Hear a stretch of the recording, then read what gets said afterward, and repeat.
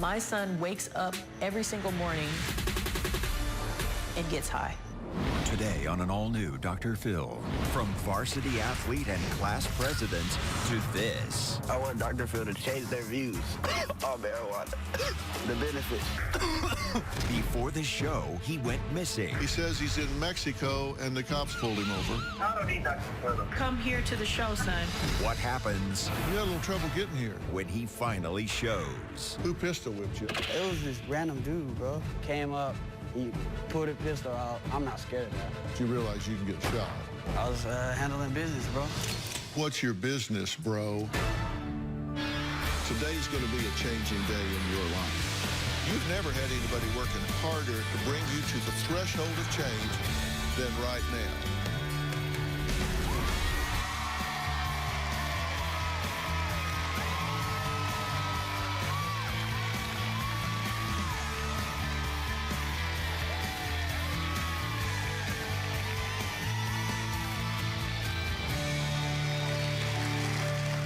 When our team arrived to interview our guest, Crystal, she was in a panic because her 17-year-old son, Dominique, had run off with his grandmother's car, and, well, he was just missing. Take a look.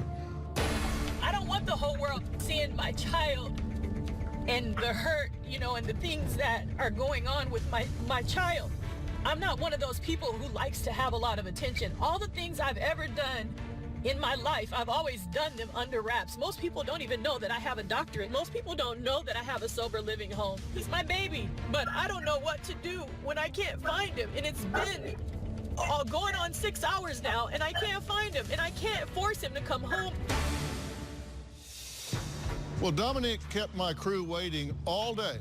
He told producers on 16 different occasions that he would be back soon after taking his grandmother Carla's car to get a haircut.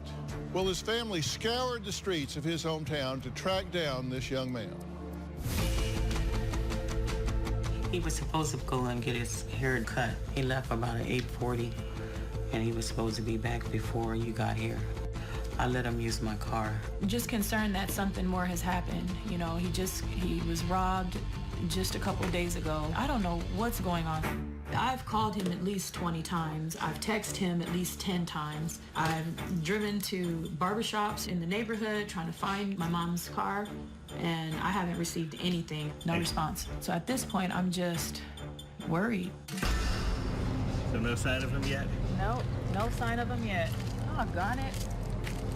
He doesn't have any problem at all with just wasting people's time.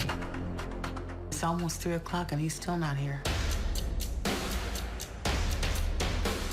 Now we got the car stolen. I'm coming home right now. I'm trying to get your window fixed. You need to relax. But you keep saying that, but you haven't... No, he didn't hang up on me. It's been 5 hours of text messages, calls. I don't know where he's at. I'm exhausted. I'm frustrated. I'm defeated.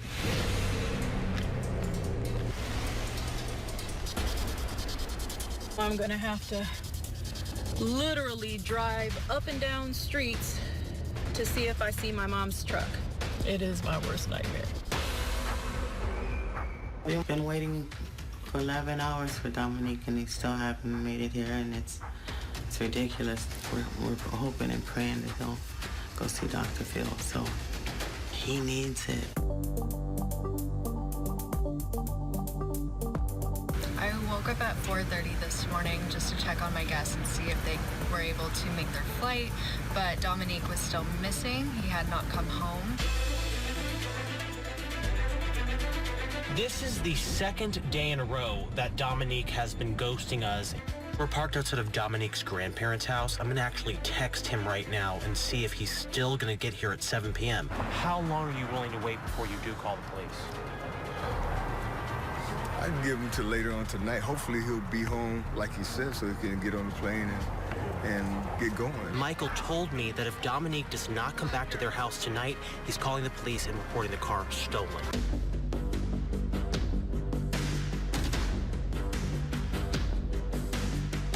Hey, Mama, I just gave the police a back, so he's safe. I'm coming home right now. So I just gave them that, and they let me go.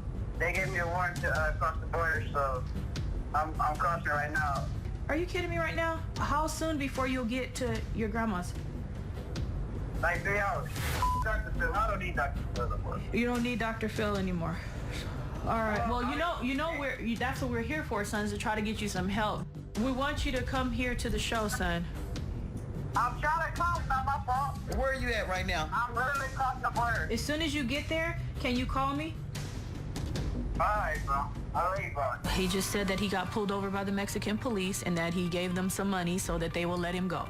At this point, you're going to fly out tomorrow morning. We don't know. He hasn't been doing the normal things for 2 days. I just want to get him here to get help, period. Well, Crystal says Dominique used to be a varsity athlete, an honor roll student, until he fell in with the wrong crowd. And now it sounds like he is the wrong crowd. She wrote to me as her last chance to save her son before he turns 18, and that happens in just a couple of weeks. And get this, Crystal runs a sober living house. So she knows the drill, she knows what it takes, and yet she can't seem to practice the tough love necessary with her own son. Is that unusual? No, it's not unusual. It's different when it's your own family. My 17-year-old son, Dominique, is lost. My son wakes up every single morning and gets high and stays high all day long. It has changed his life. If he does not have marijuana, he uses the vape as a substitute. My son tells me all the time, Mom, I'm a pothead, get used to it. As far as I know, he's small-time dealing marijuana. My son was an amazing kid growing up. I raised him in the church. He has a beautiful singing voice. His grades, principals list, 8th grade class president, an amazing basketball player. He's been blessed with so many talents. He's squandering them away. When he was young, he thought weed was dumb, and now he can't live without it. He dropped out of high school his junior year. My son would talk back. He would be very nasty. Bro, I'm not taking the trash out. He was so confrontational. I have younger children at the house as well, and it was just a horrible influence. 8 months ago, I had to have him move with my mom because it was just too much. Dominique's confused and manipulative. He talks back, he's rude. You tell him not to go somewhere, he does just the opposite. He breaks every rule that you put down. He just pushes your button. My son is hanging around with dangerous people. A couple of days ago, my son was robbed and pistol whipped. He had a gash right above his eyebrow, blood just pouring out of his face. My feeling is that it was probably a drug deal that went wrong. I am extremely worried about my son being killed on these streets. If Dominique doesn't turn his life around, then he's gonna end up dead or in prison. I don't want to see my son dead. Okay, it's good to meet you guys. You're very concerned, right? Yes, absolutely. Pretty much from the time he wakes up until the time he crashes, he's high. Exactly. We don't know what to do with him. Now, we had trouble getting him here, and I want to talk about how you guys reacted to that. Saturday, November 9th, the crew is set to film with him. 8:30 a.m., Dominic says he went to get a haircut. Says broke grandma's truck window and went to fix it. You say called 20 times, texted him 10 times, 2:30, 3:30. He calls you, and then he hangs up on you. Yes, Then he tells the producers 16 different times, I'm coming, I'll be there. Never shows. Okay, then Sunday the 10th, he's scheduled to be on a flight to LA. Misses the flight. 7 p.m., you get a call from Dominic. He says he's in Mexico and the cops have pulled him over. But what I want you to listen to is the reaction that you have, the tone with which you engage. Let's listen.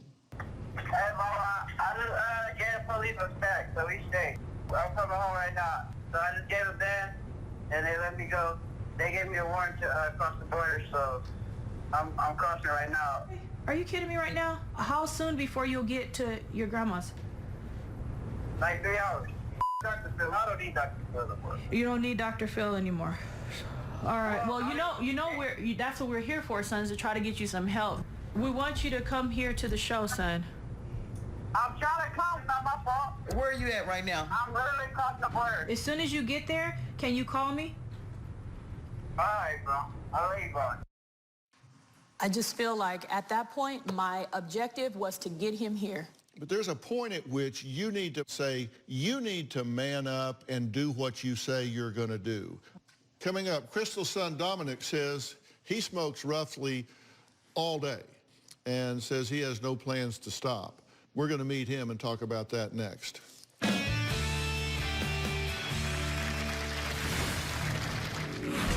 Whenever I'm feeling bad, just roll up a blunt. Ooh. One hit, like I'm already feeling that. We were having trouble tracking you down for 3 days. What was happening with you? I had to handle business. I had to make this a little extra bread. That's all you need to know, bro. And later, who pistol whipped you? It was this dude, random dude, bro. Came up, he pulled a pistol out. I'm not scared of that. But you realize you can get shot. Yeah, and die.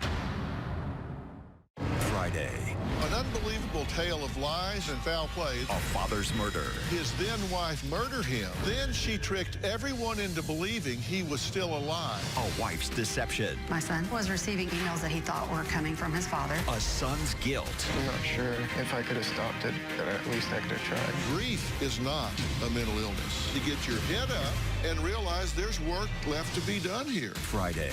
Then on Monday, if her husband doesn't address his OCD. He can't shower. He can't brush his teeth. You say he doesn't have time. He has no job. He has no responsibility, but he has no time to take a shower. That's Monday. I have a sober living home where we help women with children who are suffering from substance abuse issues. It's been really hard to figure out exactly what to do with my son in this situation. I've taken away his car twice already. So I've tried to discipline him, but I do feel that at times I think I enable him. I see the pain that comes from substance abuse, so I feel like I can't turn my back on him. To be honest, I'm so scared to let my son hit rock bottom. Do you know if he's purchased weed since he got here? Yes, And when? last night Where'd you get the money? from me. I'll tell you exactly what happened. He has... Okay, now, hold on. Oh. Hold on. Wait a minute. Because you were getting ready to give me a 4th of July speech. No. You gave an addict money last night. Okay, now what were you going to say? He has been handled by a transporter since he's been here. And they had contacted me and said that he was sick. Transporter did not tell you to give him money for weed. Don't tell me he did, or I'll have him come out here and he'll tell you straight up he damn sure didn't, because I've known him for years and he did not. I never said that he said to buy Okay, him do weed. not imply that he did. I wasn't implying that he said that. Okay, It wasn't I an just want to be clear. implication. Yeah. When we arrived at Dominic's parents' house with a transporter, we found him in his bedroom getting ready to smoke some more dope and bragging about his exploits. Take a look. I use it every morning, bro. Yeah, bro, help me with my anxiety. Whenever I'm feeling bad, just roll up a blunt. These mini bags right here, they hold grams, you feel me? You just load a gram in there and they sell it for $10. Boom. How much can you make it at that? Off of weed, like 300 to 400, bro. Hell yeah! Quick as hell, off of just weed.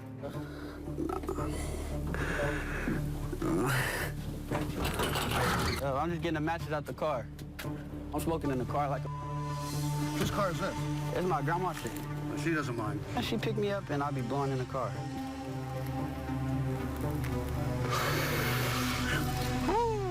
One hit, like I'm already feeling that. You got a baby, I hear. Hell yeah. You need diapers as we speak right now. So are you doing your part? Are you trying to help? Hell yeah. I'm trying, bro. We were having trouble tracking you down for 3 days. What was happening with you? Y'all just got me on a bad weekend. One of the most busiest weekends, the most important weekends. I had to handle business. I had to make this a little extra bread. That's all you need to know, bro. Pistol with me, bro. If I had my gun, I would have just aired the whole out, but I have my gun. Dr. Phil need to talk to my grandma about letting me smoke in the garage. I want Dr. Phil to change their views on marijuana, how it's used, the effects, the benefits, everything, bro. So basically what I got is this pill, bro. And I got a lot of these, bro. All right? And, you know, I'm gonna just take it out the bag. The Mexicans got it for me, bro. They got me about 1,000 of these, bro. You hear me? Bro, I got stopped by 2 border patrols. Car smell like weed, bro. Everything, bro. All the pills was in my hoodie. Tony, you ready to go? Yeah. All right, let's hit it. Come on. Yes, sir, of course. Okay, well, you had a little trouble getting here. Yeah. What was the problem? I was handling business, bro. Well, what's your business, bro? I sell drugs. You sell drugs? Hell yeah. On a big day, what kind of business do you do? How much money can you make on a really big day? On a good day from weed or just like? All of it. Damn, you can make $500 to $1,000 a day, bro. Easily. Yeah. And you do that on a fairly regular basis, bro. Right? Yeah. Your customers are just on the street, just people that you know. Well, yeah, usually I don't sell to nobody I don't know, you feel me? It could be people that are your age that you run with, or it could be people that they know, or their big brothers or whatever. So, I mean, just people that are in your circle, though. Yeah. And where do you get your supply? Well, just from, you feel me, some people that's close to me. You said you were just in Mexico. You got pills in Mexico? Yeah, I got all types of bro. But you got it from Mexico? Yeah, but I ain't even finna speak too much on that, you feel me? Yeah, well, you had it in your hoodie, you said. Yeah, it was in my hoodie, though. They didn't check your hoodie when you they to let me get out the car, and then they put me in a room, and while they searching out the car, everything is in my hoodie. Yeah. All right, we're going to take a break. Coming up, Dominic told something to our transporter that was very revealing. In addition to what he's been revealing so far. We're going to find out what that is next, and I have some questions for his mother. We'll be right back.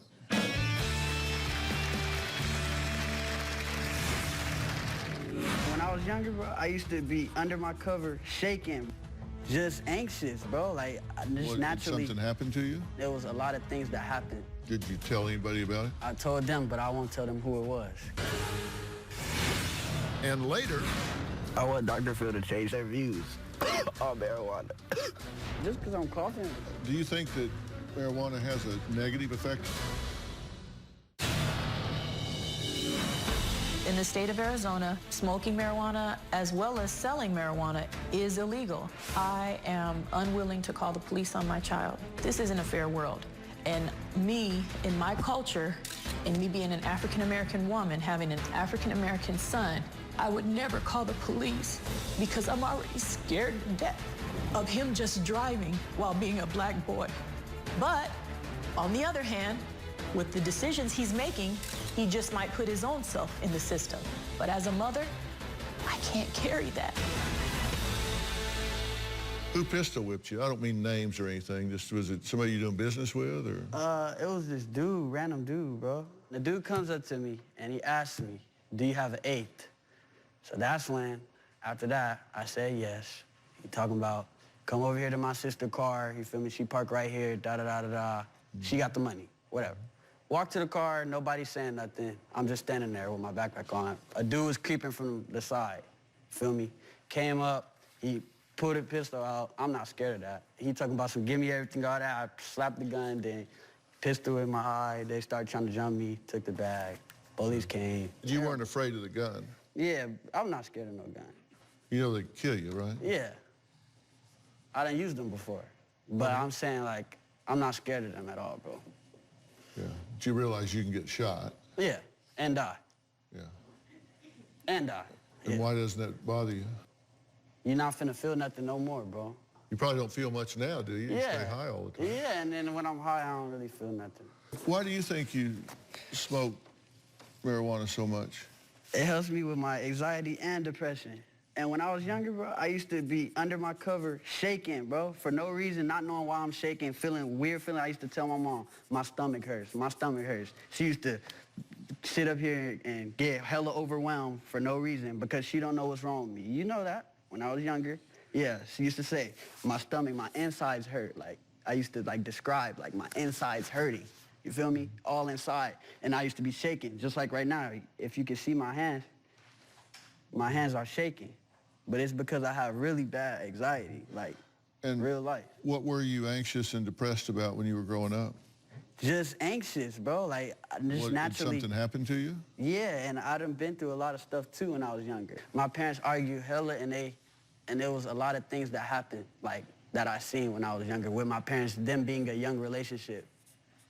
So them fighting in front of you? Hell yeah. Did you ever get caught up in the middle of it? Hell yeah. A lot. Did they ever get aggressive with you? I mean, I used to get in trouble a lot, and they used to get aggressive with me a lot. Physically? So yeah. Whoopings, all that, bro. Yeah. I'm sorry that happened. Yeah. That's too bad. I don't care, bro. I hate that for you. Now, them used to just whoop me. I don't care. Yeah. And was there anything else that happened in your childhood that made you feel bad? Yeah, bro. Like what? Actually, but I was touched when I was younger, bro. By? An older person. Did you tell anybody about it? I told them, but I won't tell them who it was. You mentioned that he never told me who it was. You never told me who it was. Yeah. And what'd you do when he told you? I tried to talk to him. I tried to get him counseling. I took him to get therapy. Yeah, counseling don't work for me. He doesn't. Weed is my counseling, bro. Marijuana doesn't have a negative effect on school. So what grade are you in? I'm a junior, but I don't go to school.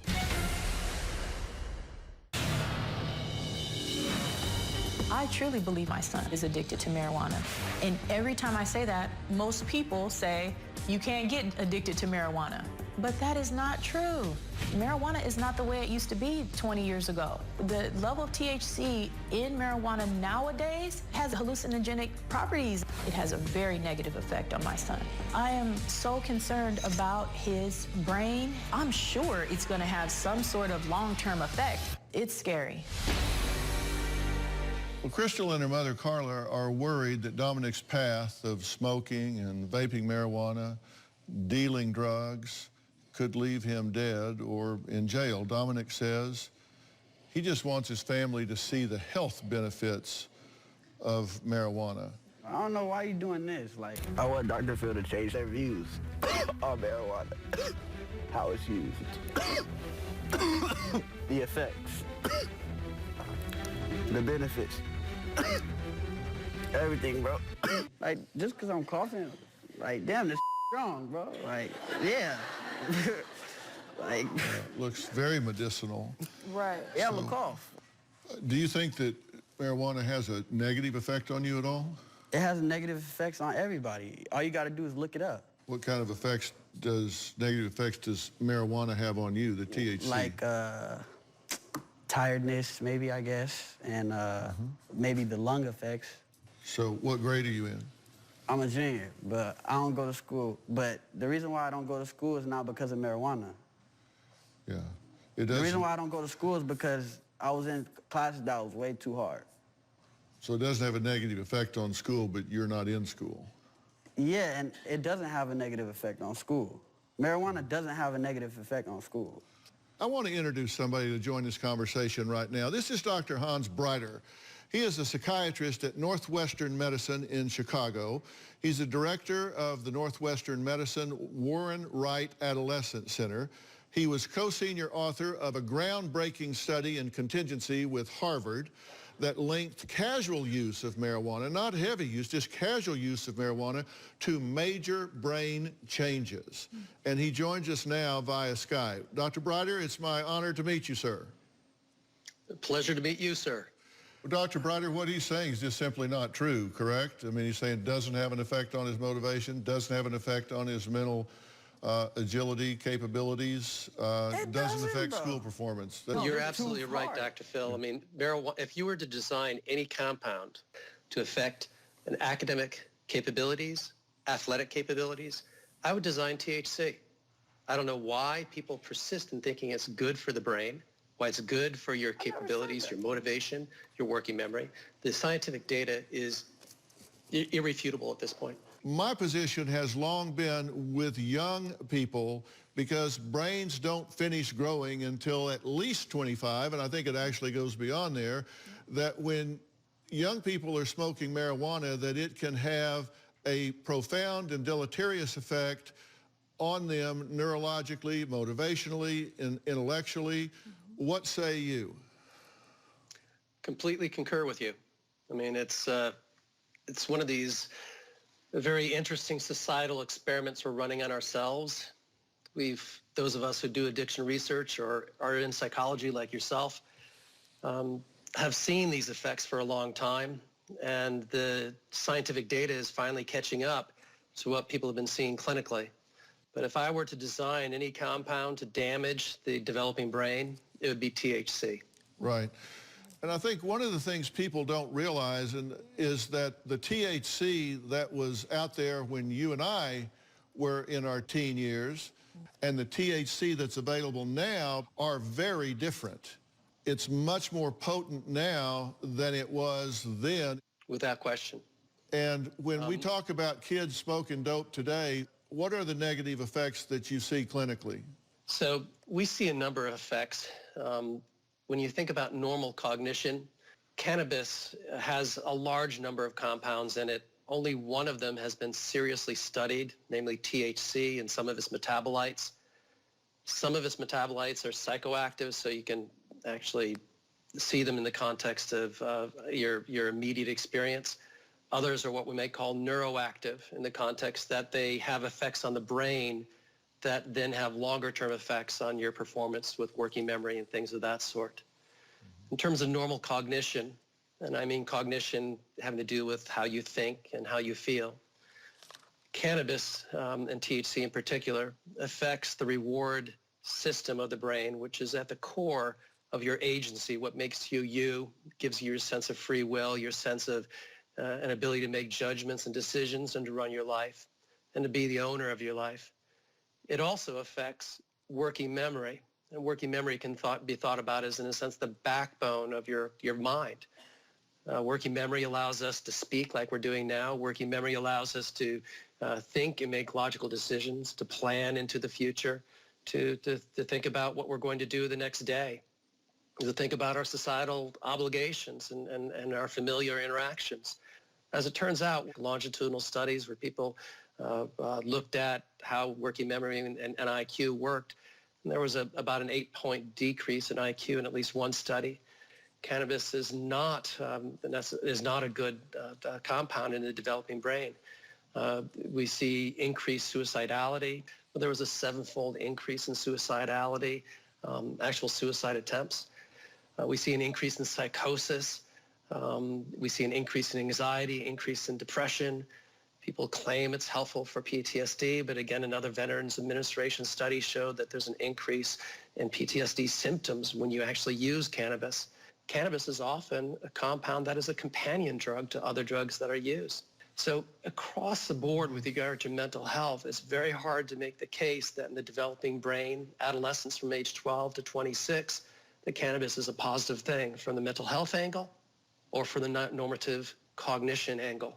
And keep in mind, when we talk about Dominic, the family talks about the fact that, a number of things changed.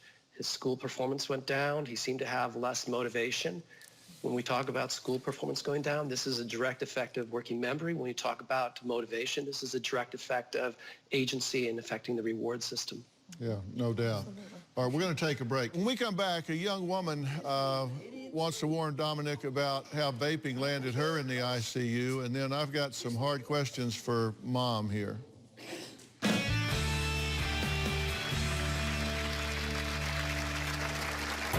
I was vaping every day, every hour. They found out my lungs were collapsing. They put me on oxygen and life support. I was on the ventilator for 3 days. I thought that I was going to die. We're going to begin with America's vaping crisis. The number of lung injuries and deaths related to the use of e-cigarettes is on the rise locally and nationally. That's why they're asking everyone to stop vaping until they can figure out what's causing all of this. Those patients who survive and recover in the short term may have long-term consequences from this. Well, Reese says she's lucky to not be a vaping death statistic after her experience left her on life support. I started vaping when I was 18 for nicotine reasons, and then after that was the THC cartridges. I thought it was a safer alternative to smoking cigarettes. I was smoking every day, every hour. About 3 months ago, I developed flu-like symptoms. I was throwing up. And that's where they found fluid in my lungs and diagnosed me with pneumonia. I was hospitalized and treated with antibiotics, which were actually making me sicker. And they found out my lungs were collapsing. They put me on oxygen and life support. I was on the ventilator for 3 days. I thought that I was going to die. I was diagnosed with hypersensitivity pneumonitis, which is a lung disease where your lungs become inflamed when you inhale dust, chemicals, any kind of smoke. My lungs collapsed because of the vaping.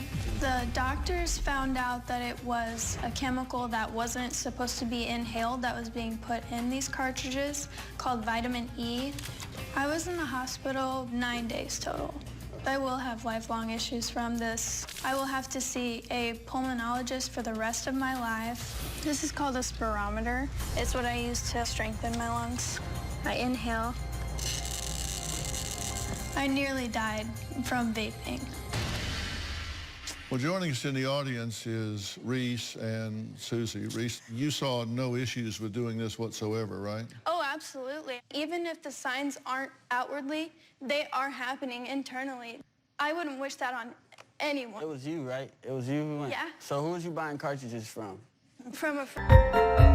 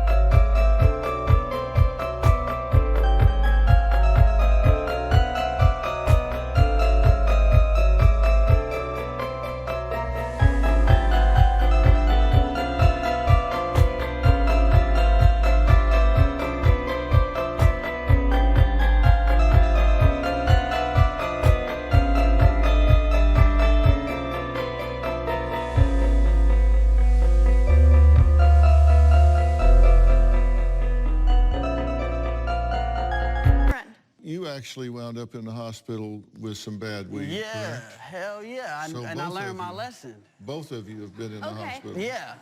And you were on a ventilator for how many days? 3 days. There's no negative things in it if you're getting it from the dispensary. That's what I'm trying to tell you. You're selling it and you're not a dispensary. No, of course, but I'm saying I wouldn't smoke nothing. I'm saying now that I know that, I wouldn't smoke nothing that you I sell? get from somebody else, bro. You wouldn't smoke what you sell? No. Oh. But Susie, how scary is it to personal. see your daughter? Just seeing those pictures, you know, of Reese in the ICU, she was paralyzed. They gave her a drug that paralyzed her, and her hands had to be tied down. You know, just seeing her like that was just heartbreaking. I feel so bad for your mom, sir. I really do. Your mom is fighting for you. Dr. Phil is fighting for you. Everybody here, your grandma, Reese and I, other people, all these staff, you know, are doing this just for you. Hold on, I'm not quite finished yet. And people, you know, and I get it, you know, there's nothing that I can say that's going to convince you otherwise, but just seeing Reese almost dying in the hospital, was so hard on our whole family. Y'all buying dank vape for $15. You're not here to give advice, trust me. We'll be right back.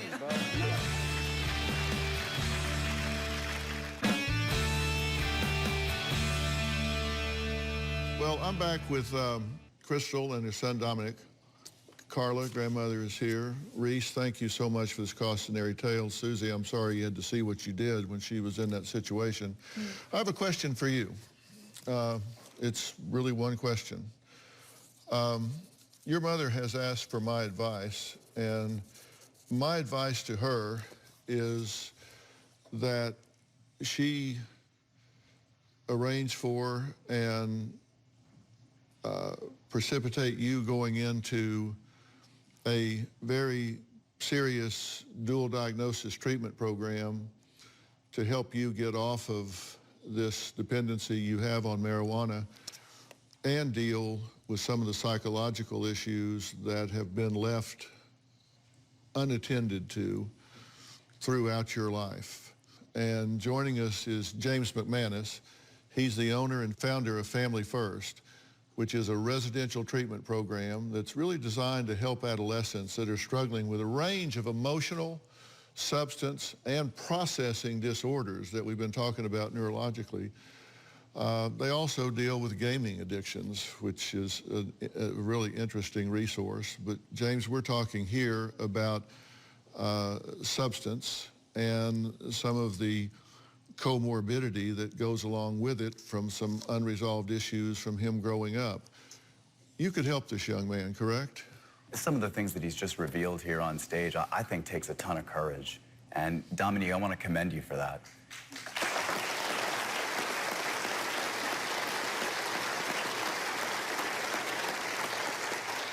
I think you're a brave young guy to even come out here.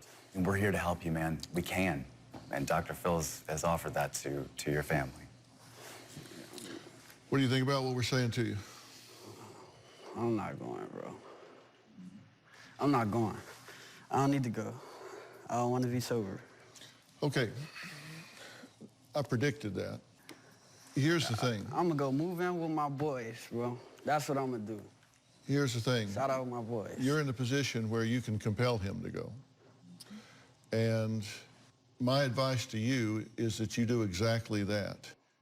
If I were you, I would get the help. Are you prepared to do what you have to do?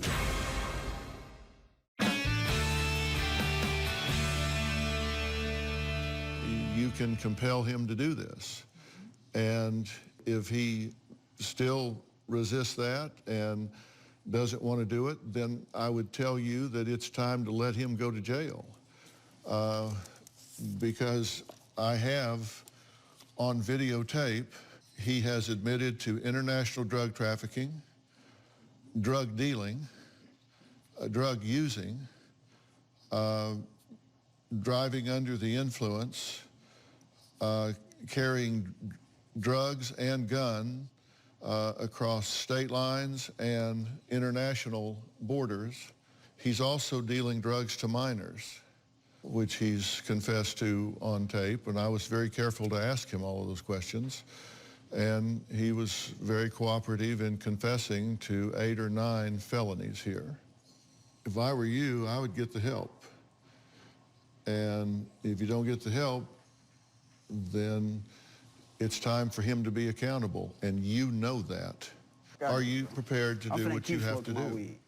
This is the moment. This is the threshold.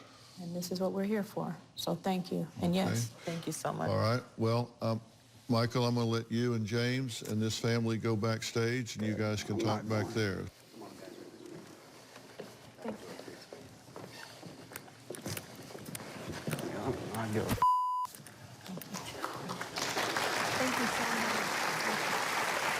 I want to thank all of my guests today, and a special thanks to Dr. Hans Breiter for his insight. Marijuana is not just marijuana, as you have heard from one of the leading researchers in the country. Also, thanks to James McManus and Family First for offering these important resources, and thanks to Mike Montreal and Safe Interventions for transporting Dominic if the mother has the courage to make that happen. We'll see you next time.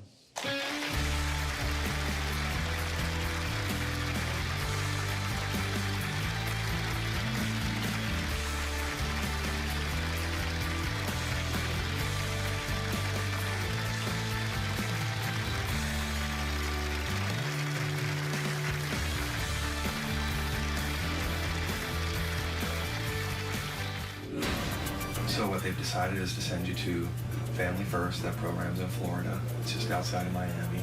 We're going to be leaving here and basically getting on a plane and flying straight there. Not me. So here's how it works. Not me. The problem that you're facing is I'm this. going home. I'm going to Phoenix, bro. Okay, you can go to Phoenix when you leave Miami. So where's my mom at right now? They just brought her to her dressing room.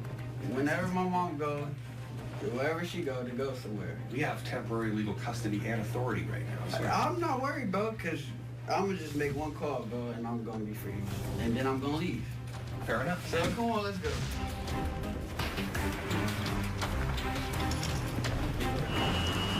I'm over here in the second row. So I need to go home. Son, you're not thinking straight. I need to go home. You don't care about anything, son. I don't know what is going on with you. Son, I'm tired. I'm tired. Okay, I'm tired too. No, you're not tired. We're tired. It's about you being better. It's about you getting better, son. You think Bro, I'm not gonna get better. I'm gonna do the same. That's what I keep trying to get through your head, but you're not listening to it. So I should just not talk. Maybe that'll help you. I'm your mother, and you know what? I'm gonna do whatever I can to try to help you. You can try. Even if you don't want the help, you're getting the damn help because you're my son. I had you. Okay. I birthed you, Don't do that, man. and I'm not gonna get on you, and I think you'll be better.